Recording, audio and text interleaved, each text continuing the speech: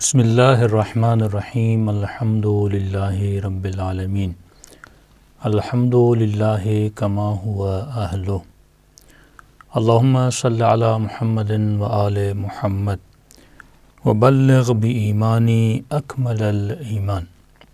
دعا کرتے ہیں کہ پروردگار عالم اس ماہ مبارک میں ہم سب کی عبادت کو اپنی بارگاہ عالی میں قبول فرما دے اور ہم اپنے وقت کو ایسے گزاریں جیسے پروردگار عالم اس کو گزرتا ہوا دیکھنا پسند کرتا ہے۔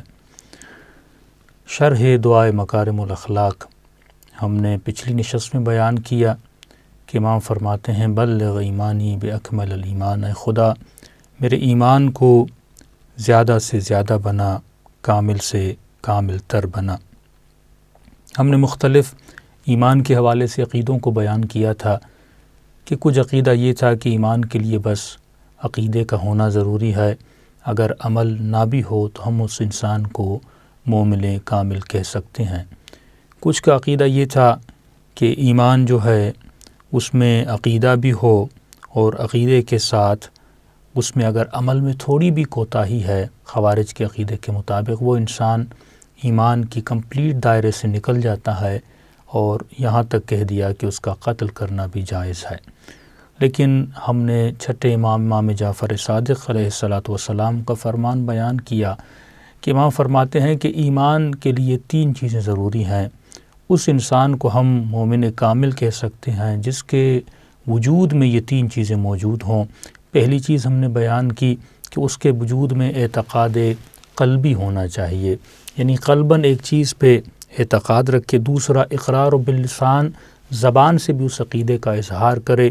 تیسرا ہم نے فرمایا اب یہ 2 چیزیں اگر ہیں، اعتقاد بھی ہے اور اقرار باللسان بھی ہے، اب تب اس کا ایمان جا کے نتیجہ دے گا، رزلٹ دے گا، جب اس ایمان پر اس کے ساتھ عقیدہ، اعتقاد، اقرار، تیسری چیز اس کے ساتھ ہونی چاہیے وہ ہے عمل بالارکان، یعنی عمل بھی اگر اس کے ساتھ ہو، اس کو ہم مومن کامل کہہ سکتے ہیں۔ ہم نے بیان کیا کہ ہمارے معاشرے میں مرجئہ کا عقیدہ پایا جاتا ہے، وہ جو کہتے تھے بس عقیدہ رکھو لیکن اگر عمل نہیں ہے تو ہم پھر بھی اس کو مومن ہیں، یعنی ہم عقیدے کی بنیاد پر اس عقیدے کے حامل نہیں ہیں، لیکن پریکٹیکلی دیکھیں اکثر لوگ بالکل اسی طرح ہیں، یعنی اگر کوئی ماتم کرتا ہے، عزاداری کرتا ہے، مولا علی کو مانتا ہے، ہم اسے مومن کہتے ہیں، لیکن معصوم فرماتے ہیں نہیں، اس کا ایمان کامل نہیں ہے جب تک اس کے وجود میں عمل نہیں آ جاتا۔ پھر ہم نے ایک سوال کیا تھا، قرآن سے ہم نے دلیل بھی دی تھی کہ والعصر ان الانسان لفی خسر الا الذین آمنوا وعملوا الصالحات، خدا بھی ان سب کو خسارے میں سمجھتا ہے جو ایمان تو لائے لیکن ان کے وجود میں عمل نہیں تھا۔ تو پھر ہم نے سوال کیا تھا اس دعا کا جو امام جس کی طرف اشارہ کرنا چاہتے ہیں کہ اے خدا ہمارے ایمان کو کامل بنا، تو ہم نے سوال کیا کیا ایمان بھی ویدر کی طرح اس کا ٹیمپریچر اپ اینڈ ڈاؤن ہوتا ہے کہ مولا فرماتے ہیں اے خدا میرے ایمان کو کامل بنا یا ہمارے ایمان کو کامل بنا، یا فرماتے ہیں یہ دعا ہمیشہ کیا کرو اکمل الایمان، جو کامل ترین ایمان ہے۔ تو اگر ایمان اپ اینڈ ڈاؤن کی صورت اختیار کر رہا ہے یا ایسی صورت ایمان کی ہے تو اس کی وجوہات کیا ہیں؟ کیا ایسا ہے بھی کہ نہیں ہے، یا اگر ہے تو اس کی وجوہات کیا ہیں؟ دیکھیے اب ہم یہ تو کہہ سکتے ہیں کہ انسان کے عقیدے میں کم اور زیادتی ہو سکتی ہے، مثلا کوئی زیادہ نمازیں پڑھتا ہے، کوئی کم نمازیں پڑھتا ہے، کوئی زیادہ متقی ہے، کوئی کم متقی ہے، کوئی زیادہ دین کا احتیاط برتتا ہے، ایک انسان ہے نہیں احتیاط برتتا، تو اس میں تو کم و زیادہ ہو سکتا ہے، لیکن عقیدے میں کیسا کم و زیادہ ہونا؟ عقیدے میں تو یا ہے یا نہیں ہے۔ مثلا مولا علی کو امام مانتا ہے یا نہیں مانتا، رسول خدا کو رسول مانتا ہے یا نہیں مانتا، اللہ کو اللہ مانتا ہے یا نہیں مانتا، تو اس میں کیسا کم و زیادہ ہونا؟ لیکن معصوم کے فرمان کے مطابق فرماتے ہیں ان تینوں چیزوں میں انسان کم و زیادہ ہوتا ہے، عقیدے میں بھی کم و زیادہ ہوتا ہے، اقرار میں بھی کم و زیادہ ہوتا ہے، اور عمل میں بھی انسان کم اور زیادہ ہوتا ہے۔ ایک روایت کی طرف اشارہ کروں، ایک شخص میرے چھٹے امام جعفر صادق علیہ السلام کے پاس آیا اور امام سے کہنے لگا کہ مولا آج کل لوگوں کے عقیدے بڑے بیکار ہیں، یہ کہوں لوگوں کا ایمان بڑا بیکار ہے، لوگوں کا ایمان بڑا گیا گزرا ہے، اور یہ اہل ولا کے لیے کہہ رہا تھا، یعنی جو اہل بیت کے ماننے والے تھے یا جو خود کو شیعہ کہتے تھے۔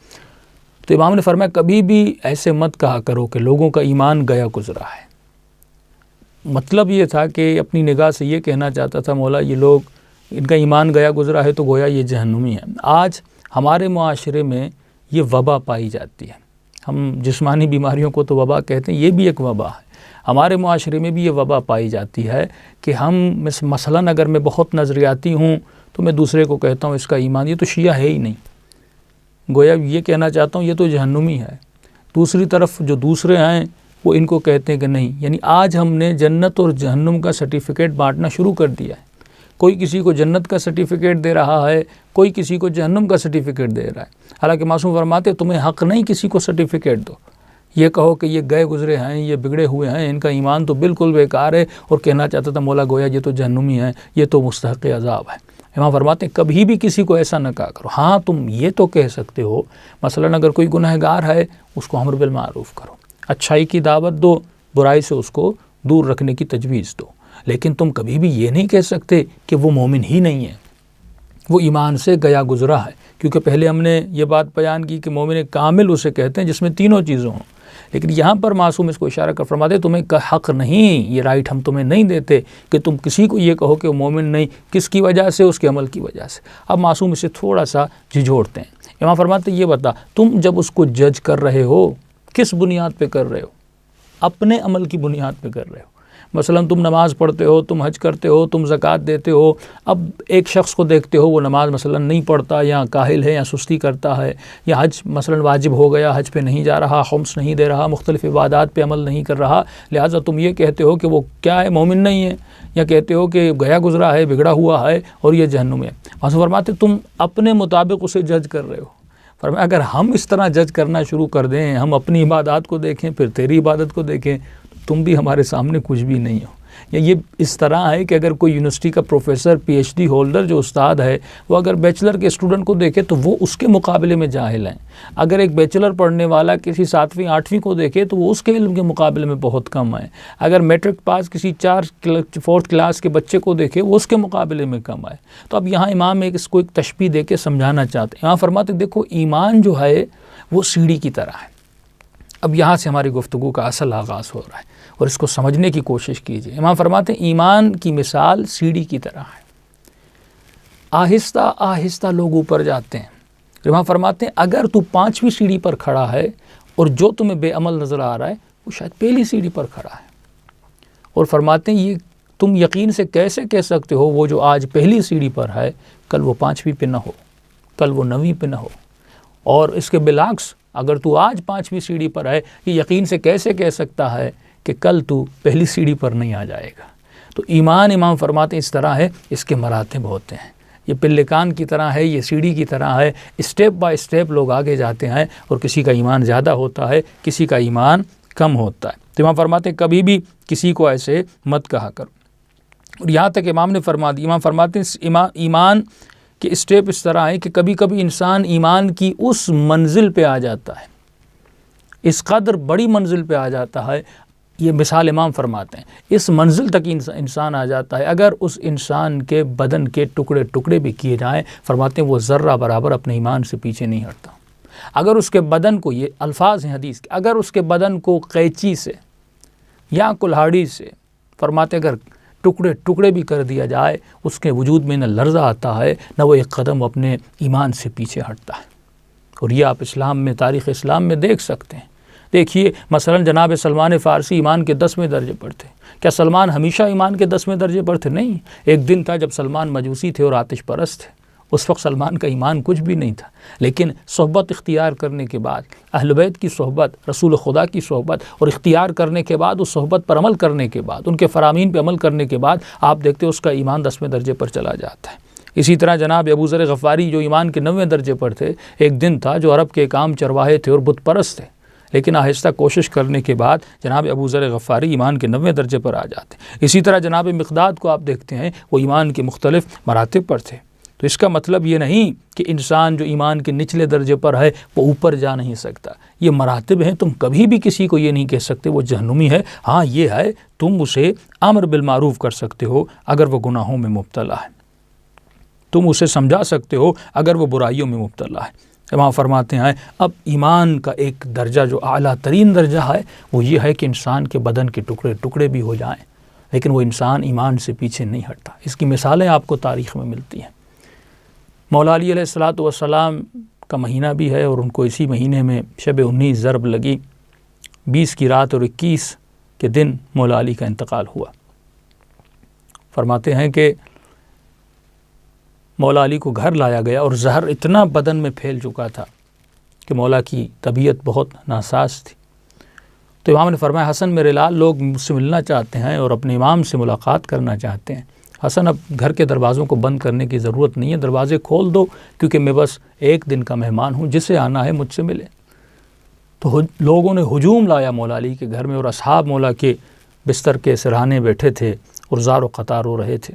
ظاہر گھر بڑا تھا، اس میں حجرے بھی تھے۔ تو اچانک ایک حجرے سے کسی نے بلند آواز سے مولا کی مدح سرائی کرنا شروع کر دی، اور مولا کے لیے قصیدے پڑھنا شروع بھی کر دیے، اور زار و قطار آہ و بکا بھی کر رہا تھا۔ یا مولا کی آنکھیں کھولیں، امام نے غور کیا، کہا یہ کون ہے جو قصیدے پڑھ رہا ہے میری شان میں؟ تو کہا مولا یہ جناب حجر ابن عدی ہے۔ امام نے انتظار کیا کہ حجر کے قصیدے ختم ہو جائیں، مدح سرائی ختم ہو جائے۔ اس وقت امام نے حجر ابن عدی کو اپنے پاس بلایا اور اپنے پاس بلا کر بٹھایا۔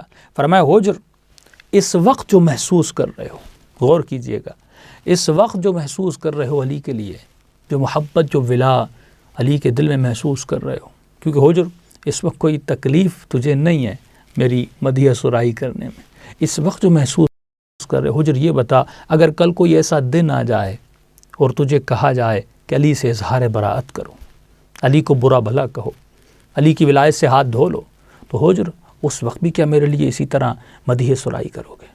یہ حجر ابن عدی ہے، اس کی تاریخ پڑھیے۔ جیسے مولا نے یہ جملے کہے، فرمایا، کیف لی بک اذا دعیت الی البراءۃ منی فما عساک ان تقول، حجر اس وقت کیا کرو گے؟ حجر فرماتے، واللہ امیر المؤمنین، اے مومنوں کے امیر، مجھے اللہ کی قسم ہے، واللہ لو قطعت بالسیف اربا اربا، مجھے اللہ کی قسم ہے اگر مجھے تلوار سے ٹکڑے ٹکڑے کر دیا جائے، القیت فی الاثرات ذلک علی البراءۃ منک، اور مولا اگر مجھے ٹکڑے ٹکڑے کرنے کے بعد میرے بدن کو جلایا جائے، اس کے بعد میرے بدن کو آگ میں پھینک دیا جائے، مجھے اللہ کی قسم ہے میں پھر بھی آپ سے اظہار براءت نہیں کروں گا۔ یہ مولا اشارہ کر رہے ہیں کس کی طرف؟ آج کے مومنوں کی طرف۔ اور اللہ کی قسم حجر سچ کہہ رہا تھا، کیونکہ اگر انسان کا پیٹ بھرا ہوا ہو، انسان کے بدن پہ کوئی تیر بھی نہیں لگا ہو، اے سی بھی چل رہا ہو، اور لوگ مجمع ہو اور آدمی سامنے مولا کے فضائل پڑھ رہا ہوں، یہ تو آسان ہے۔ لیکن جب بھوک ہو، جب افلاس ہو، جب یہ ساری چیزیں نہ ہوں اور مشکل وقت ہو، اس وقت اگر انسان اہل بیت کی ولایت پہ ٹکا رہے اور اہل بیت کا ماننے والا ایسے ہی رہے جیسے وہ پہلی صورت میں تھا، یہ کمپلیٹ ایمان کی نشانی ہے۔ امام فرماتے، تم سچ کہہ رہے ہو، وفقت لخیر یا حجر، مجھے بھی یقین ہے کہ اللہ تجھے اس راہ میں کامیابی عطا فرمائے گا۔ اب اتنی مٹھاس، یہ طاقت آتی کہاں سے ہے؟ یعنی اتنی انسان کے وجود میں قوت ایمانی ہو کہ انسان کے اوپر مصائب، آلام، مصیبتیں، جسم کے ٹکڑے ٹکڑے ہونا، یہاں تک اس کی نوبت آ جائے کربلا میں، یہی چیزیں آپ کو نظر آتی ہیں۔ رسول کے اصحاب جو شہید ہوئے، اپنی جانوں کو رسول پر قربان کیا، ان کے وجود میں یہ مٹھاس آپ کو نظر آتی تھی۔ کچھ بھاگ جاتے تھے، کچھ رسول کے مقابلے میں اور رسول کی حفاظت کے لیے رہ جاتے تھے اور اپنے بدن کو کٹوا دیتے تھے، جناب حمزہ کی طرح، اور بہت سارے اصحاب رسول جنہوں نے اپنی جانوں کو رسول پر جاں نثار کیا۔ یہ محبت، یہ عشق، یہ آتا کہاں سے ہے؟ اب پہلا مرتبہ جناب حجر کا، دوسرا مرتبہ سنیے ایک اور مومن کا۔ ایک شخص ہے جس کا نام ہے ابن کوا، یہ منافق تھا۔ منافقین بھی امام علی کے زمانے میں بھی تھے، رسول خدا کے زمانے میں بھی تھے، جنہوں نے لباد ایمان پہنا ہوا تھا، لیکن تھے منافق۔ لیکن کسی نے انگلی نہیں اٹھائی، ایون مولا علی نے بھی انگلی نہیں اٹھائی، کیونکہ ہو سکتا تھا کل وہ سدھر بھی جائیں۔ یہی تھا کہ ان کو امر بالمعروف کرنا ہے، ان کو سمجھانا ہے۔ تو یہ شخص مسجد میں آیا، مولا علی اپنے اصحاب کے ساتھ تشریف فرما تھے کہ یا علی، میں نے آج ایک بڑا عجیب واقعہ دیکھا ہے، بڑی عجیب چیز دیکھی ہے۔ امام نے کہا کیا تم نے عجیب دیکھا؟ کہ کوفے کے شہر سے آ رہا تھا تو اس شہر کے چوراہے پر مجمع لگا ہوا تھا، تو میں نے چاہا کہ دیکھوں وہاں پہ کیسا مجمع ہے، تو دیکھا ایک رجل الاسود ہے، ایک کالا شخص ہے، یعنی حبشی، حبش کا رہنے والا، اور اس کے ہاتھوں سے خون بہ رہا ہے۔ تو میں آگے بڑھا، میں نے کہا کہ کیا ہوا تمہارے ہاتھ کو؟ تو اس نے کہا کہ علی بن ابی طالب نے میری انگلیاں کاٹی ہیں۔ کیوں کاٹی ہیں؟ کہا میں نے گناہ کیا تھا اور علی نے مجھ پر حد شرعی جاری کی۔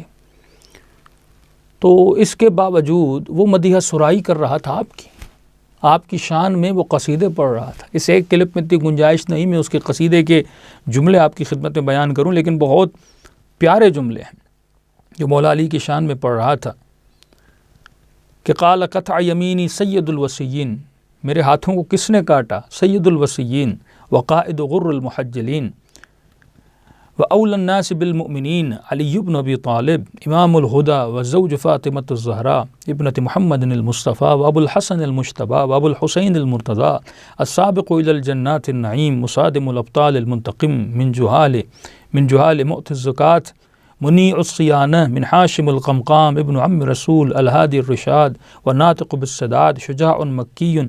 اب اتنی فضیلتیں جو یہاں پہ گنجائش نہیں ہے، 3-4 لائن فضیلتیں مولا علی بن ابی طالب آپ نے پڑھی کہ آج کافی ہمارے علماء اپنے مجلس کے خطبوں میں یہ صفات جو اس شخص نے بیان کی مولا علی بن ابی طالب کی، انسان کے وجود میں عجیب ایک روشنی آ جاتی ہے جب یہ چیزیں پڑھتا ہے۔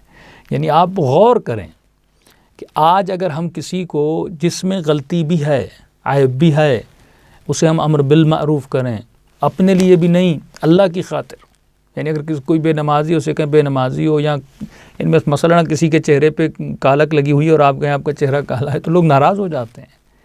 یعنی اگر کسی کو کہیں کہ آپ میں یہ برائی ہے اور خدا را اس برائی کو چھوڑ دیجئے، تو وہ ہم سے بات کرنا گوارا نہیں کرتے، منہ پھیر دیتے ہیں، اگلی بار نہ ہمارے گھر میں آنا پسند کرتے ہیں، نہ کہتے ہیں آپ ہمارے گھر میں آئیے کیونکہ آپ نے ہماری اچھا وہ بھی آپ اللہ کی خاطر بتاتے ہیں، تو یہ دشمنی ہو جاتی ہے، یہ دوریاں ہو جاتی ہیں۔ ایک طرف یہ شخص ہے جس کو علی نے کہا نہیں، میرے مولا نے اس کی انگلیاں کاٹ دی، اور وہ پھر بھی مولا کے فضائل پڑھ رہا ہے، وہ پھر بھی مولا کی مدیحہ سرائی کر رہا ہے۔ جیسے مولا نے سنا تو امام نے تعجب کیا، کہا میرے فضائل پڑھ رہا تھا؟ کہا یا علی انگلیوں سے خون بہ رہا تھا اور علل اعلان مجمع جمع کیا ہوا تھا اور آپ کی مدیحہ سرائی کر رہا تھا۔ عجیب جملہ۔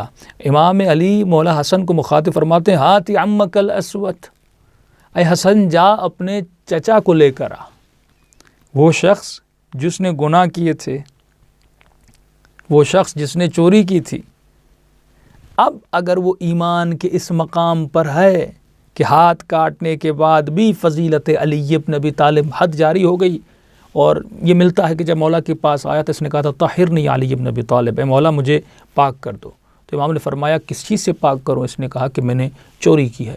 تو امام نے فرمایا کہ ثقلت کا امک، تیری ماں تیری عزا پہ بیٹھے، یہ جملہ مت دہرانا۔ اس نے پھر کہا کہ یا علی میں نے چوری کی ہے۔ امام فرماتے ہو سکتا ہے تم نے وہ چوری نہ کی ہو جس سے انگلیاں کاٹی جائیں۔ عرب میں 2 طرح کی حرز کہتے ہیں، ایک ایسی چوری یعنی دکان پہ تالا لگا ہو، گھر پہ تالا لگا، اور کوئی ایسی چوری کرتا ہے تو اس میں انگلیاں کٹتی ہیں، لیکن کوئی ایسا مال باہر ہی پڑا ہوا ہے، کسی کا لاوارث مال ہے، کوئی وہ اٹھا کے لے جاتا ہے، تو یہ اقسام ہیں۔ تو امام فرماتے شاید تم نے وہ چوری نہ کی ہو جس پہ انگلیاں کاٹی جاتی ہیں۔ اس نے کہا نہیں، پھر کہا میں نے وہ چوری کی ہے۔ امام پھر فرماتے ہیں ہو سکتا ہے تم نے اس مقدار میں چوری نہ کی ہو جس مقدار میں انسان کی انگلیاں کاٹی جاتی ہیں۔ غالباً جتنا مجھے یاد آ رہا ہے 4.5 چنے سونے کے برابر اگر کوئی چوری کرتا ہے تو اس کی انگلیاں یا اس کے برابر مقدار میں کوئی مالیت کی چوری کرتا ہے۔ تو امام فرمایا شاید تم نے وہ نہ کیا ہو۔ اس نے کہا نہیں علی بن طالب طہرنی، مجھے پاک کرو، حد شرعی مجھ پہ جاری کرو، میں نے چوری کی۔ امام نے فرمایا اب علی پر بھی واجب ہو گیا کہ تم پر حد شرعی۔ اس وقت امام نے حکم دیا اس کی انگلیاں کاٹی جائے۔ تو پہلے امام نے روکا، اس کو سمجھایا، لیکن وہ طہارت کا اتنا طالب تھا، گناہ کیا تھا، پشیمان تھا۔ اب جب ایسا کر کے اس کے بعد اقرار عقیدہ بھی ہے اور اقرار باللسان بازار میں سر عام انگلیاں کاٹنے کے بعد کر رہا ہے، تو امام اس کو یہ مقام دیتے ہیں، فرماتے ہیں حسن میرے لال جاؤ اپنے چچا کو، یعنی اپنے کالے چچا کو جو حبشی ہے اس کو لے کر آؤ۔ اب ایسا شخص ہے، امام حسن مجتبیٰ جاتے ہیں اور اس کو لے کر آتے ہیں۔ جیسے لے کر آتے ہیں تو امام فرماتے ہیں وہی حق وائے ہو تم پر، یہ عربی کا ایک محاورہ ہے، وہی حق ہے، تمہاری انگلیاں میں نے کاٹ دی ہیں اور تو پھر بھی میرے فضائل پڑھ رہا ہے، پھر بھی علی بن ابی طالب کی مدح سرائی کر رہا ہے۔ عزیزو، ایمان کا پتہ مصیبتوں میں چلتا ہے، ایمان کا پتہ بلاؤں میں چلتا ہے۔ آج مومن پہ ذرہ برابر مصیبت آتی ہے، وہ امام اپنے امام سے، اپنے پروردگار عالم سے نالائق خدا یہ مجھ پر کیوں؟ لیکن یہ دیکھیے کہ ایمان لرزتا نہیں ہے مصیبتوں میں۔ کربلا آئینہ اسی چیز کا ہے، کہ مولا حسین یہ کہتے میرے بچوں کے ساتھ یہ ہوا، میری فیملی کے ساتھ نہیں. ایمان مصائب میں، بلاؤں میں کبھی لرزتا نہیں ہے. لو قطع، اس کے بدن کو قطع کیا جائے تو پھر بھی وہ ایمان سے پیچھے نہیں ہٹتا. عجیب جملہ. آپ اس جملے کو اپنے ذہنوں میں، اس جملے کو اپنے ایمان میں ملا دیں اور اسی دعا کریں کہ خدا اس ایمان کے مقام پر ہم سب کو بشمول میرے، ہم سب کو اس ایمان کے مقام پہ فائز کرے.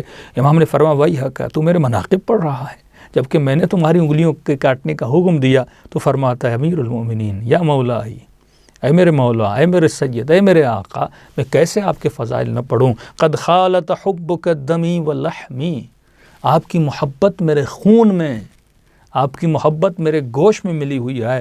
مولا میں کیسے آپ کے فضائل نہ پڑھوں. یہ تو آپ نے دو واقعے سنے، ایک پشیمان شخص کا، لیکن پھر بھی اس شخص نے مولا کی ولایت اور محبت کا اظہار کیا. ایک حجر بن عدی کا.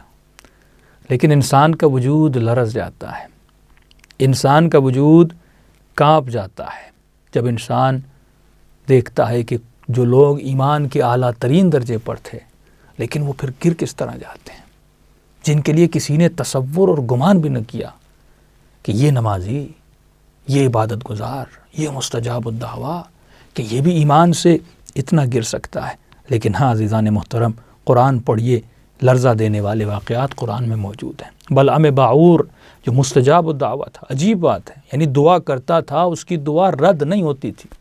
اگر یہ کہے کہ پروردگارہ پہاڑ اپنی جگہ سے ہل جائیں تو خدا اس کی دعا کو قبول کرتا تھا اور پہاڑ اپنی جگہ سے ہل جاتے تھے، خدا اسے عطا کرتا تھا. ایسے نہیں کہ رسول خدا کو حکم ہوا کہ بتاؤ مسلمانوں کے ان واقعات کو، عبرت لیں قرآن کے واقعات کو. لیکن ایک چیز زندگی میں آتی ہے، سارا ایمان اس کا تباہ ہو جاتا ہے، تباہ و برباد ہو جاتا ہے. لیکن ایمان کو تباہ کرنے کے لیے کوئی بڑی آفر بھی تو ہونی چاہیے نا، کہ ہم یہ کہیں کہ کوئی بڑی کائنات کی حکومت کی آفر تھی تب اس شخص نے ایمان کو تباہ کیا. یہ حکمران، یہ لوگ، کوئی بہت زیادہ پیسے کی offer who, millions of dollar کی آفر ہو تو اس انسان میں جھجک آ جاتی ہے اور لرزہ پنا آ جاتا ہے. لیکن عجیب منزل ہے، اس کو اتنی آفر بھی نہیں ہوئی تھی. بلعام باعور کو چند پیسوں کی آفر ہوئی تھی، اور آفر یہ ہوئی تھی کہ وسیع نبی جناب یوشع بن نوح لشکر لے کر آ رہے تھے مشرکین سے مقابلہ کرنے کے لیے، اور ان کو کہا گیا کہ ان کا لشکر آ رہا ہے، آپ ان کو بد دعا دیجئے. پہلے تو ان کا وجود بھی لرز گیا، جیسے قاضی شرح کا وجود لرز گیا تھا. انہوں نے کہا میں کیسے بد دعا دوں اللہ کے نبی کے وصی کو. لیکن بیوی نے ان کو سمجھایا کہ مال مل رہا، ایک بد دعا، دو جملے کہنے سے کیا ہوتا ہے. دیکھیے گناہ کو چھوٹا سمجھنا یہ بھی بڑی عجیب بات ہے کہ 1 منٹ دیکھنے سے، 2 منٹ بات کرنے سے کیا ہوتا ہے، 1 منٹ گناہ کرنے سے کیا ہوتا ہے. مولا فرماتے سب سے بڑا گنہگار وہی ہے جو گناہ کو چھوٹا سمجھے. اگر گناہ کو چھوٹا سمجھا تو یہی چھوٹا سمجھنا آپ کے ایمان کو تباہ و برباد کر دیتا ہے. تو اس نے دعا کی اور اس دعا نے اس کے وجود کو تباہ و برباد کر دیا. تھوڑا سا بھی اس کا ایمان اس کے وجود میں باقی نہیں رہا.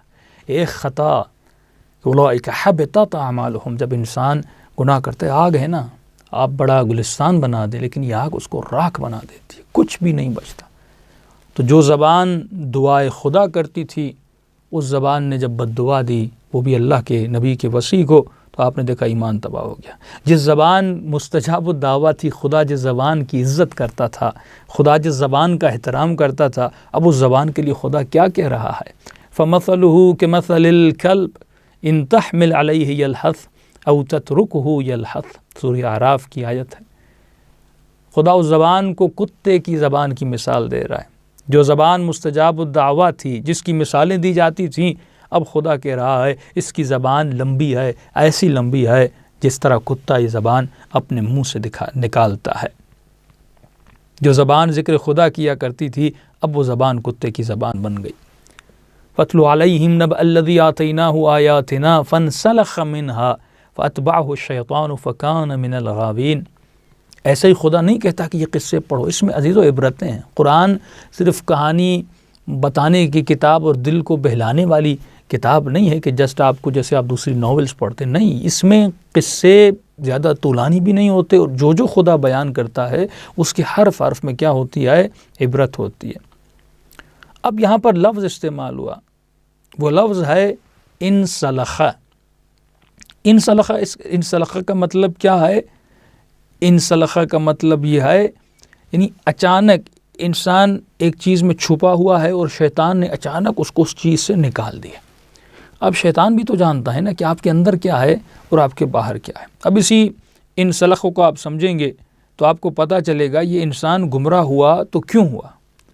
یہ انسان یعنی جس کا ایمان اتنا بلند تھا، جو مستجاب الدعویٰ تھا، اچانک ایک مقام آتا ہے، یہ ایمان سے اتنا گر جاتا ہے اور تباہ و برباد، اور خدا کہہ رہا ہے اس کی زبان کی مثال کتے کی طرح ہے.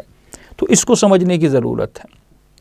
ایک ایمان کے اس مقام پر ہے جو مستجاب الدعویٰ ہے اور دعا قبول ہوتی ہے، اور ایک مقام یہ آتا ہے کہ اس کی زبان کتے جیسی ہو جاتی ہے اور خدا اس کی مثال دیتا ہے.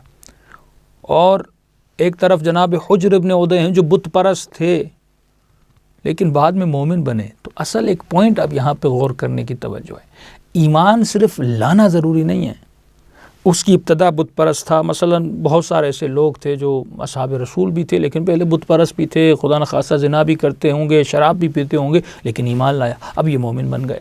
لیکن مومن بننا صرف کافی نہیں ہے، اس ایمان کو زندگی کے آخری لمحے تک رکھنا ضروری ہے. حجر ابن عدی بت پرست سے لیکن اس کے بعد مومن بنے اور آخر تک حجر ابن عدی مومن رہے. اور یہ قرآن جب آپ سنتے ہیں یہ آپ کو بڑے بڑے شبہات کا جواب دیتا ہے. سب سے بڑا اختلاف یا یہ کہوں کہ وہ بات جس نے ہم کو دوسرے مسلمانوں سے الگ کی، اور یہ امتیازی بات ہے، اور اسی بات کو اگر اسی پوائنٹ کو اگر کوئی مسلمان سمجھ جائے تو اس کا ایمان کامل ہو جاتا ہے. کہ ان کے بڑے بڑوں نے ایک عقیدہ بنا دیا، رضی اللہ عنہ کا عقیدہ، کہ رسول خدا کے زمانے میں تھے، مومن بنے، اب لہٰذا ہم ان کو کچھ بھی نہیں کہہ سکتے. حالانکہ یہ قرآن کی صریحاً مخالفت ہے. قرآن کے واقعات ہیں. ایک شخص کون سا صحابی تھا جو مستجاب الدعویٰ ہو؟ ایک کی مثال دیتے تاریخ اسلام سے، یعنی ابن عباس جیسا متقی انسان، جناب سلمان فارسی جیسے متقی لوگ، لیکن ان کے لیے یہ بیان کیا گیا ہو کہ وہ دعا کریں پہاڑ اپنی جگہ سے ہل جائے. قرآن کہہ رہا ہے نا، میں تو نہیں کہہ رہا. وہ دعا کریں اور فوراً خدا اسی وقت اس مستجاب الدعویٰ یعنی صاحب اسم اعظم ہو کوئی شخص، یعنی اس وقت دعا کرے اور خدا فوراً اس کی دعا کو قبول کر دے. ہمیں کوئی ایسی معروف شخصیت اصحاب میں بھی نہیں ملتی، اور خدا اس کی مثال دے رہا ہے جو اتنا مستجاب الدعویٰ تھا لیکن اس کے ایمان کو ایک چیز نے تباہ و برباد کر دیا. اشارہ اس طرف آئے کہ مومن حقیقی کمال اس میں نہیں کون صحابی ہے، کمال اس میں نہیں کون نبی کی بیوی ہے، کون نبی کا بیٹا ہے. یہ حضرت نوح کا واقعہ، جناب لوط کا واقعہ، یہ واقعات اللہ کیوں بتاتا ہے کہ یہ مت دیکھو یہاں پہ پارٹی بازی نہیں ہے، رشتہ داری کی بنیاد پہ ایمان نہیں بانٹا جاتا، صحابیت کی بنیاد پہ کوئی ساتھی تھا کس نے کس جنگ میں شرکت کی تھی، نہیں، وہی لوگ تھے جنگوں میں شرکت کرتے تھے، جنگ احد میں بھاگ بھی گئے، اس کے بعد پھر ان میں سے جو بھاگ گئے تھے معافی کر کے واپس آئے، اللہ نے معاف بھی کیا، پھر ایمان کے اعلیٰ ترین درجات پہ کئی لوگ اس میں بھی پہنچے. لیکن نبی خدا کے جانب جب تک وہ زندہ ہے، دار و مدار آپ کی زندگی پر ہے، نبی کی زندگی پر نہیں ہے. کتنے سال نبی کے، یہ قرآن بتا رہا ہے. یہ شبہات کا سب سے بڑا جواب اسی قرآن میں ملتا ہے کہ جس کا ایمان آخر تک ہو، یعنی ایمان کا اینڈ تک ہونا ضروری ہے. وہ ایک فلم شروع ہوئی ہے، اینڈ بھی اس کا اچھا ہونا چاہیے نا. میری زندگی کی اگر ابتدا اچھی ہے بلا میں باول کی طرح لیکن انتہا میری بری ہو جاتی ہے تو خدا کہتا ہے کہ مسئلہ القلب ہے. خدا اس میں کوئی تکلف تو نہیں دکھاتا کہ یہ کہے کہ تم نبی کے ساتھ تھے یا فلاں امام کے ساتھ تھے یا تم ولی ہو، بھائی تمہارا اینڈ کیا ہوا. تو انسان کی زندگی کا یہ جو میٹر اور کاؤنٹر ہے نا، ایک سمپل میں آپ کو فطری بات کر رہا ہوں، عقلانیت والی بات ہے. بھائی آپ کا پہلے مہینے بل جو ہے 2000 آیا، اب یہ تو نہیں کہ آپ کا ہر مہینے بل 2000 ہی آئے. جب آپ میٹر زیادہ یوز کرو گے تو بل 1 لاکھ تک بھی جا سکتا ہے. تو اسی طرح یہ ہماری زندگی کا میٹر چل رہا ہے، سیکنڈز منٹس میٹر چل رہے ہیں. اگر تم جتنی عبادت کرو گے اتنا صلہ ملے گا.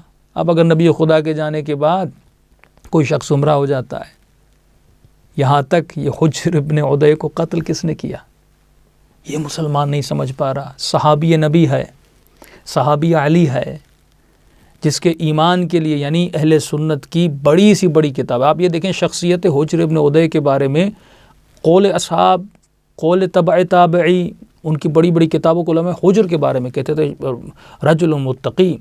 وہ ایک متقی شخص تھا، وہ ایک متدین شخص تھا، وہ زکوٰۃ دینے والا، حج کرنے والا، عبادت کرنے والا شخص تھا. اور اسی جناب حجر ابن عدی کو معاویہ ابن ابی سفیان قتل کرواتے ہیں. جناب عمار کو جنگ صفین، بہت ساری ہیں، لیکن ان کو تو اس کے علاوہ مولا کے جانے کے بعد ان کو قتل کیا گیا۔ جناب حجر ابن عدی کو کہ امام نے فرمایا فق اللہ، اللہ تجھے کامیابی عطا فرمائے، کوفے سے ان کے ہاتھوں میں زنجیریں باندھ کے، غل جامع باندھ کے، غل جامع جو امام سجاد کو بھی پہنایا گیا تھا، یعنی ہاتھوں کو پیٹھ سے باندھا جاتا ہے، بڑی تکلیف دہ طریقے سے انسان کو لے جایا گیا، اور ان کو شہر شام کے دروازے تک لایا گیا، اور وہاں پر لا کر ان کو کھڑا کر دیا گیا۔ عزیزو، اگر آج میں امام زمانہ کو کہوں کہ مولا پوچھیں کہ تم آج میری مدیح سرائی کر رہے ہو، کل جب تمہارے بدن کو کاٹا جائے اس وقت بھی کیا میری فضیلت اس طرح پڑھو گے؟ اور اگر ہم آج امام کو کہیں تو شاید امام کہیں کہ تم جھوٹ بول رہے ہو۔ لیکن یہ حجر کا مقام تھا، جب امام علی نے کہا حجر، کیا اس وقت بھی علی کا ساتھ ایسے ہی دو گے؟ اس نے کہا مولا واللہ، خدا کی قسم، اربا اگر بدن کو ٹکڑے ٹکڑے آگ میں پھینکا جائے۔ یہی ہوا۔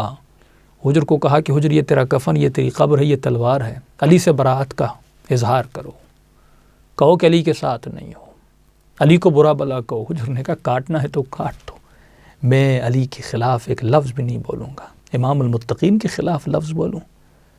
حجر سوچ سکتا تھا کہ مولا علی تو زندہ نہیں رہے، آقا حسن علیہ السلام اور معاویہ کے درمیان صلح بھی ہو چکی، اب چند لمحوں کے لیے اگر مخالفت کر دیتا ہوں، اظہار برات کر دیتا ہوں، تو حجر تیرا کیا بگڑتا ہے؟ لیکن نہیں، یہ حجر ہے، ایمان کے مقام کامل پر فائز ہے، ایسے تو کوئی فائز نہیں ہوتا، اور جناب حجر کو شہید کر دیا گیا۔ لیکن ایک طرف بلعم باہور ہے جو بت پرست بھی نہیں تھا، جو مومن تھا، مستجاب الدعوہ تھا، یہ تو پہلے بت پرست تھے پھر مومن بنے، جناب سلمان کی طرح تمام تر اصحاب رسول آپ دیکھیں، ظاہر ہے یہ بعد میں مومن بنے، لیکن ایمان آپ دیکھیں کتنا کامل ہے، کوئی 10ویں درجے پر، کوئی 9ویں درجے پر۔ اور ایک طرف بلعم باہور ہے جو اس قوم کا عالم ہے، اور اس کا مقام، یہ انسان گر کیوں جاتا ہے، اس کو سمجھنا بہت ضروری ہے۔ انسان کے گرنے کی وجہ کیا ہے؟ اور پورے قرآن میں ایک سورہ منافقون آتا ہے، یعنی اللہ اشارہ، آج ہم قرآن سے دور ہیں، آج ہم جو کتابوں میں لکھی گئی باتیں ہیں، جن کے ایمان کا بھی ہمیں پتہ نہیں وہ کامل تھا کہ نہیں تھا، بس انہوں نے لکھ دیا، بڑوں نے یہ لکھ دیا تو ہم نے یہ عقیدہ سنبھال، عقیدے کو سمجھ کر پرکھ کر۔ اب قرآن کے خلاف تو کوئی عقیدہ نہیں ہو سکتا، قرآن ان اکرمکم عند اللہ اتقاکم، یہی شخص جو ابھی آپ کے ساتھ گفتگو کر رہا ہے، ہو سکتا ہے میں بھی کل کافر ہو جاؤں، مشرک ہو جاؤں، مجھے اپنے ایمان کی گارنٹی کون دے سکتا ہے؟ کیا انسان خود اپنے ایمان کی گارنٹی دے سکتا ہے؟ جو آپ سن رہے ہیں کہ آپ اپنے ایمان کی گارنٹی، یہ تو دعا ہے خدا عاقبت بخیر، ان اکرمکم عند اللہ اتقاکم، اللہ کے قریب وہ بلند ہے جو متقی ہے، جس نے آخر دم تک اس کی سانسیں، یعنی آخری سانسیں اس بدن میں جب وہ سانس نکلے اور یہ دل کی ہارٹ بیٹ رک جائے، اس وقت تک یہ مومن رہے، تو خدا کہتا ہے یہ صاحب مقام ہے۔ اللہ یہ نہیں دیکھتا کس ولی کے ساتھ وقت گزارا، کس نبی کے ساتھ وقت گزارا، وہ زوج رسول بھی ہو، جناب نوح کی بیوی ہے بھائی، صاحب اولاد ہے اس نبی سے، لیکن فرمائے نہیں، اگر ایمان آخر تک نہیں ہے، یہاں پر ایکسیپٹنس ہے، تم نے کتنا اس ایمان کو اپنے وجود میں جذب کیا۔ لیکن ایسا ہوتا کیوں ہے؟ یہ لمحہ فکریہ ہے، ایمان، یہ سوال ہے وہ کیوں ایسے ہو گئے؟ ایمان مستقر اور پائیدار آخر تک کیوں نہیں تھا؟ تو یہ نہیں کہ انسان سکون سے بیٹھ جائے کہ میں تو مومن ہوں، میں تو علی والا ہوں، میں تو ولائی ہوں، مجھے کچھ نہیں ہوگا، نہیں، یہ خطرے کی گھنٹی ہر کسی کے لیے بج رہی ہے اور بجتی رہے گی۔ تو ایک یہاں پر ظریف نقطہ ہے، اس نقطے کو سمجھنے کی بڑی ضرورت ہے، اور یہ اسی قرآن کی آیت میں چھپا ہوا نقطہ ہے کہ امام بھی یہی دعا کرے، اللہم بلغ ایمانی باکمل الایمان، میرے ایمان کو کامل بنا۔ کیسے؟ اس نقطے کو آپ سمجھیں۔ اس آیت جو میں نے پڑھی، اس آیت میں لفظ ہے فَانْسَلَخَ مِنْهَا فَاتْبَعَهُ الشَّيْطَانُ، شیطان نے کب اسے گمراہ کیا؟ فَانْسَلَخَ مِنْهَا، سلخ جانتے ہیں کیا ہے؟ عربی میں قصاب جو ہے اسے سلاخ کہتے ہیں۔ سلاخ کا کام کیا ہے؟ سلاخ کہتے ہیں یعنی کھال اتارنا، یعنی ایک ایسی چیز جو ڈھکی ہوئی ہے اسے وہاں سے کھینچ کے نکال دینا۔ اب قصاب کیا کرتا ہے؟ اس بکرے کے سر سے لے کر اس کی پونچھ تک تھوڑا تھوڑا کر کے اس کی کھال کو اس کے پورے جسم سے نکال دیتا ہے۔ فَانْسَلَخَ مِنْهَا، شیطان نے اس کی کھال کو اتار دیا، جس میں یہ ٹھپا ہوا تھا، جس میں یہ ڈھکا ہوا تھا۔ یعنی آج یمامہ، یہ ظاہری لباس، کوئی مدیحہ، کوئی قصیدہ، کوئی ماتم، کوئی نوحہ خوانی، کوئی ذکر، کوئی مرثیہ، سب کچھ، یہ تو ہماری ظاہری کھال ہے نا، ہم لوگوں کو دکھا رہے ہیں۔ لیکن یہ جو ٹھپا ہوا تھا، یہ ظاہری لباس، یہ ظاہری کھال، یہ تو ہماری ظاہری کھال ہے نا، ہم لوگوں کو دکھا رہے ہیں۔ لیکن یہ جو ٹھپا ہوا تھا، یہ ظاہری کھال ہے نا، ہم لوگوں کو دکھا رہے ہیں۔ اب اس کھال کے اندر کیا ہے یہ ہمیں نہیں پتہ، یہ شیطان کو پتہ ہے۔ یہ انسان میں اپنے آپ کے اندر جھانک سکتا ہوں، آپ نہیں میرے اندر جھانک سکتے۔ آپ اپنے اندر جھانک سکتے ہیں، میں آپ کو اندر سے نہیں دیکھ سکتا۔ میں آپ کی وہ کھال دیکھ رہا ہوں جس میں مجھے نماز نظر آ رہی ہے، روزہ نظر آ رہا ہے، عبادت نظر آ رہی ہے، یہ دیکھ رہا ہوں نبی کے ساتھ گھومتا تھا، علی کے ساتھ بیٹھتا تھا، ہاں عالم ہے، سر پہ امامہ ہے، کوئی مدیحہ، کوئی قصیدہ، کوئی ذاکری، سب کچھ کر رہے ہیں۔ یہ ہماری کھالیں ہیں جو باہر سے نظر آ، شیطان اس کھال کو اتار دیتا ہے۔ اور جب شیطان انسان کے اندر کوئی جھانک لیتا ہے کہ اس کے اندر مال ہے، دولت ہے، شہوت ہے، لڑکی کی محبت ہے، کیا کیا ہے، تو وہ ساری اب کھال جب اتارتا ہے تو وہ انسان نکل آتا ہے۔ جب تک کھال ہے تو لوگوں کو بھی پتہ نہیں، خدا کو بھی علم ہے، لیکن خدا پھر بھی اس کھال کی وجہ سے انسان کو بچائے رکھتا ہے۔ لیکن شیطان جب اس کھال کو اتار دیتا ہے، اسی لیے قرآن میں آیت آئی کہ قالت الاعراب آمنا قل لم تؤمنوا ولکن قولوا اسلمنا، یہاں پر اللہ جواب دے رہا ہے، فانسلخ کا جواب۔ ایک تو کھال ہے، ایمان کھال کی طرح نہیں ہونا چاہیے، کیسا ہونا چاہیے؟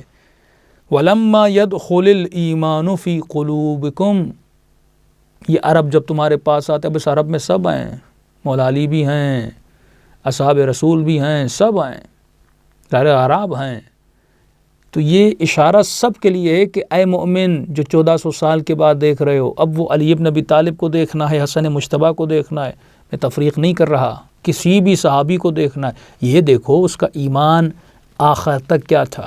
فزتو برب الکعبہ، مقام شہادت مسجد میں ملے، ولادت کعبے میں ملے، حسین کی زندگی شروع میں بھی دیکھنا، آخر کربلا کو دیکھنا، حسن بن علی کی زندگی، مولا امام زین العابدین کی، آل رسول کی زندگیاں دیکھنا، اور دوسروں کی زندگیاں بھی پرکھنا کہ شروع سے آخر تک ایمان تھا کہ نہیں۔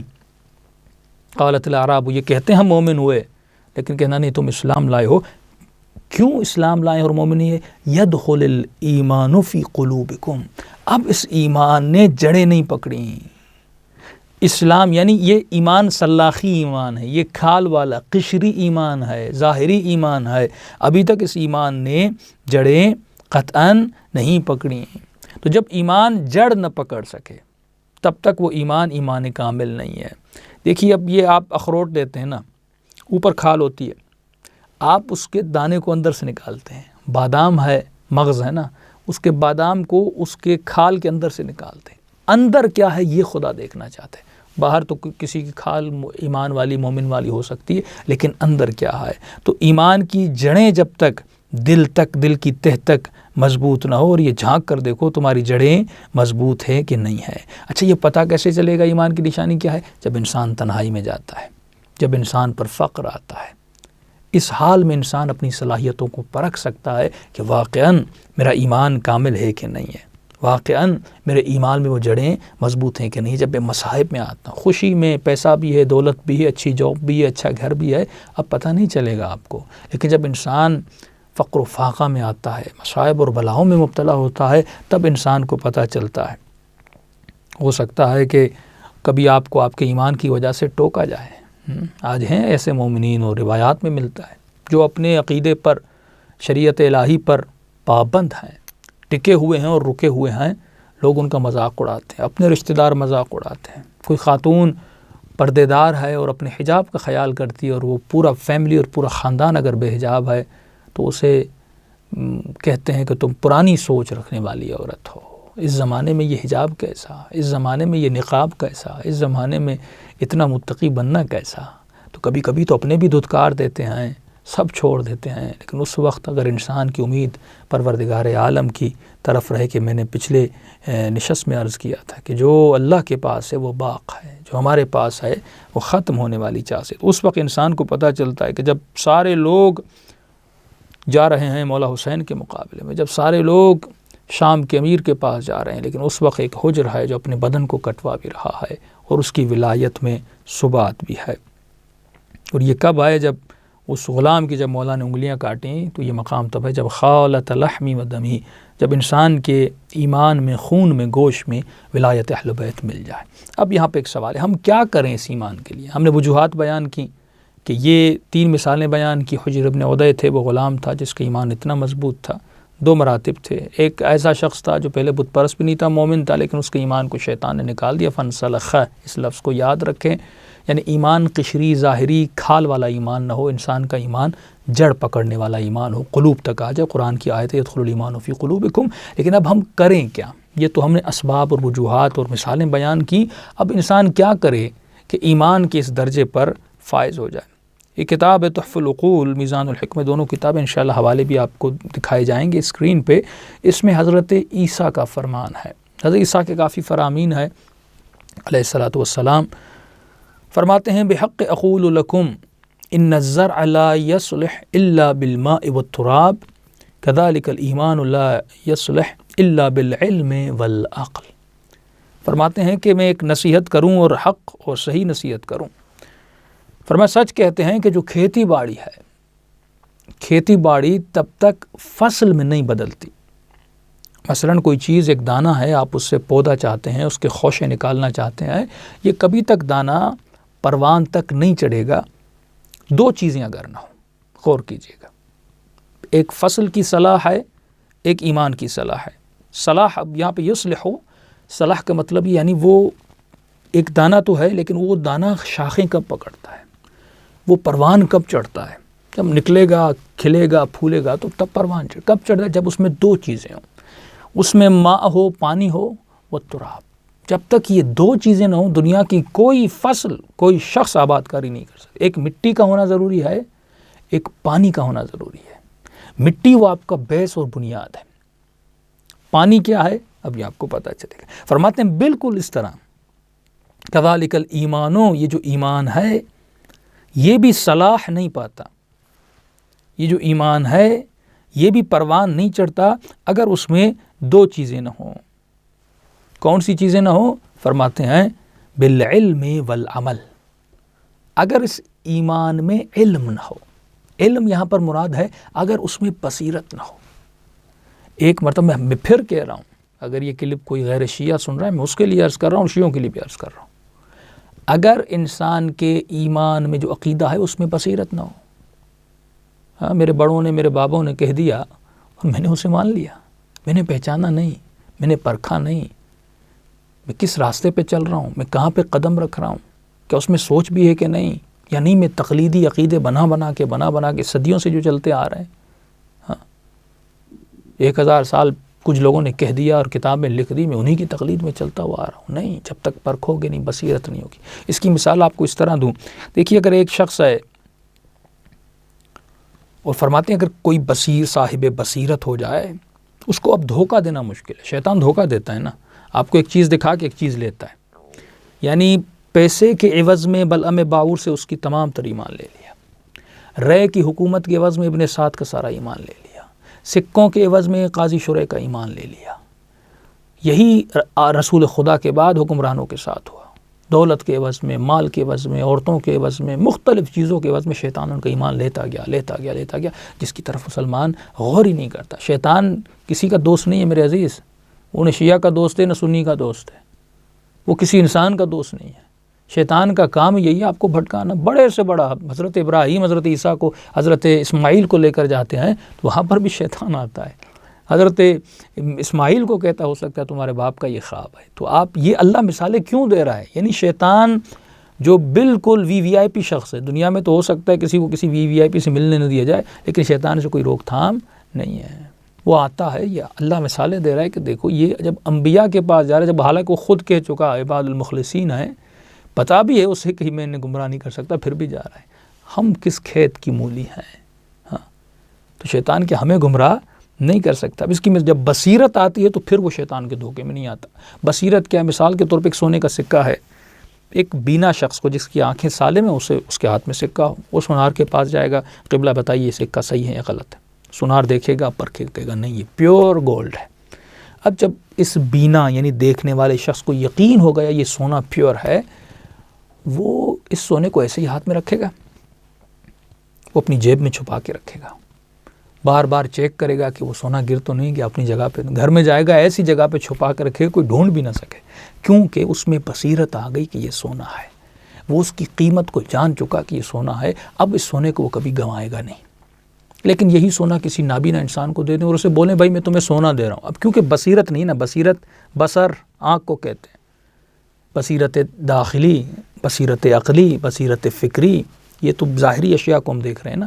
بصر خود آنکھ کو کہتے ہیں. اب وہ بیچارہ بینا ہی نہیں، یعنی ابتدائی بصیرت سے بھی وہ بیچارے کے اندر وہ صلاحیت نہیں ہے. اب اسے آپ کہیں یہ سونا ہے، ہاں، لیکن وہ سوچے گا کہ سونا ہے، پتہ نہیں کیا ہے، اسٹیل ہے، لوہا ہے، اٹھنی ہے، مجھے کہہ دیا سونا ہے، مجھے تو نہیں پتہ سونا ہے بھی. وہ شک میں چلا جائے گا. اکثر آج لوگوں کا جو ایمان شک میں اور تردد میں مبتلا، اسی لیے کیونکہ صاحب بصیرت نہیں ہے. وہ شک میں قیامت ہے بھی کہ نہیں، اللہ ہے بھی کہ نہیں، یہ پتہ نہیں مولویوں کی باتیں ہیں. ہاں، یہ سارے جو شک و شبہات شیطان ذہنوں پیدا کرتی ہے، کیونکہ بس نابینا ہے انسان، وہ بینا نہیں ہے. اب وہ سونے کو سنبھال کے نہیں رہے. اب یہی سونا کسی بچے کو دے دیں، یہی سونا کسی دیوانے، کسی پاگل کے ہاتھ میں دے دیں، آپ اس بچے سے اتنا قیمتی سونا ایک چاکلیٹ کے عوض میں لے سکتے ہیں. آپ اس بچے سے یہ سونا تھوڑے سے چنے دے کر، مونگ پھلی دے کر اس بچے سے لے سکتے، پاگل انسان سے لے سکتے ہیں. کیوں؟ کیونکہ وہ انسان صاحب بصیرت نہیں ہے. پہلی شرط فرمائی پہلی شرط یہ ہے کہ اس انسان کے دل میں بصیرت ہو، علم ہو. اس کے بعد دوسری شرط ہے اس انسان کے وجود میں عمل ہو. اگر عمل نہیں ہے عزیزان محترم، بہترین ایمان بھی خود بخود تباہ ہو جاتا ہے.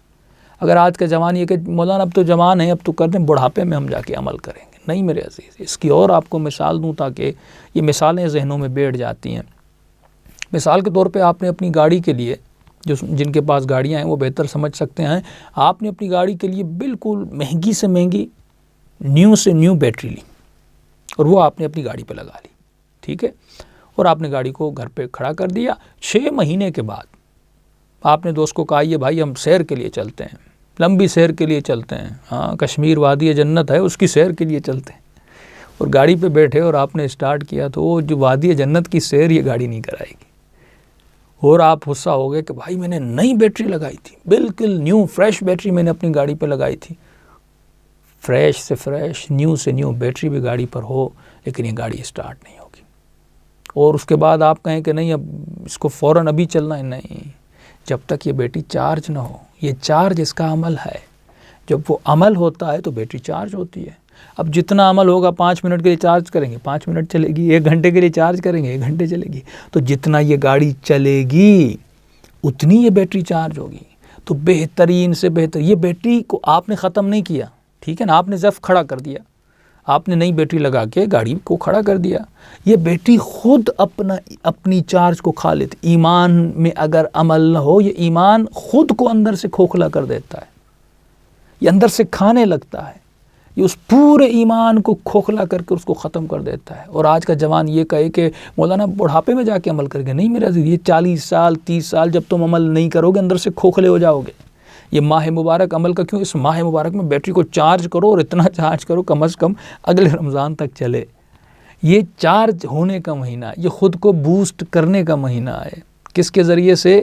عمل کے ذریعے سے. تو اگر عمل نہ ہو تو انسان تباہ و برباد ہو جاتا ہے. اور خدا سے دعا کریں کہ پروردگار ہمیں شیاطین انسی اور شیاطین جنی سے بچا. یہ شیطان انسان کی صورت میں بھی ہے، جن کی صورت میں بھی ہے. اور اے خدا ہمیں اپنے مستقبل کا پتہ نہیں، ہمیں اپنے فیوچر کا پتہ نہیں کہ انسان آج مومن ہے، اہل بیت رسول خدا کا ماننے والا ہے، کل اس کا ایمان کہاں تک پہنچے اور کیا ہو. واللہ وجود لرز جاتا ہے. کسی بھی چیز کو چھوٹا مت سمجھیں. بھلا میں باور کو ایک چیز نے تباہ کیا. آج یہ موبائل کتنا چھوٹا سا پرزہ ہے، میرے ہاتھ جتنا ہے، اور اس چھوٹے سے پرزے کے موبائل میں اگر ایک میسج آتا ہے انسان تباہ ہو جاتا ہے. ایک فون کال انسان کے ایمان کو تباہ کر دیتی ہے. کسی بھی چیز کو کم مت سمجھیے. ہاں، 1 منٹ نامحرم سے بات کرنا، انسان یہ دلدل ہے نا، پھنستا جاتا ہے، انسان کو پتہ بھی نہیں چلتا، تباہ و برباد ہو جاتا ہے. اور اتنا لجن اور اتنی گندگی میں گر جاتا ہے کہ پھر کوئی اس کو اس گندگی سے نکال بھی نہیں سکتا جب تک ہم اخلاقی برائیوں سے نجات نہیں پائیں گے. اور یہ ہے الا بالعمل، صرف عمل کی وجہ سے انسان جو ہے بچ سکتا ہے. تو خلاصہ یہ کہ آپ کا ایمان سطحی نہ ہو، کھال والا نہ ہو، آپ کا ایمان ظاہری نہ ہو. دین ظاہری کسی کام کا نہیں ہے. آگاہی سے، بصیرت کے ساتھ، اور جب آگاہی اور بصیرت آ جائے اس پر عمل بھی کریں، اور انشاءاللہ پروردگار عالم اس عمل میں توفیق بھی دے گا، برکت بھی دے گا. دعا کریں کہ پروردگار عالم ہمارے اعمال کو ایسا بنائے جس سے ہمارے وقت کے امام کے دل کو راحت ملے۔ السلام علیکم ورحمۃ اللہ وبرکاتہ۔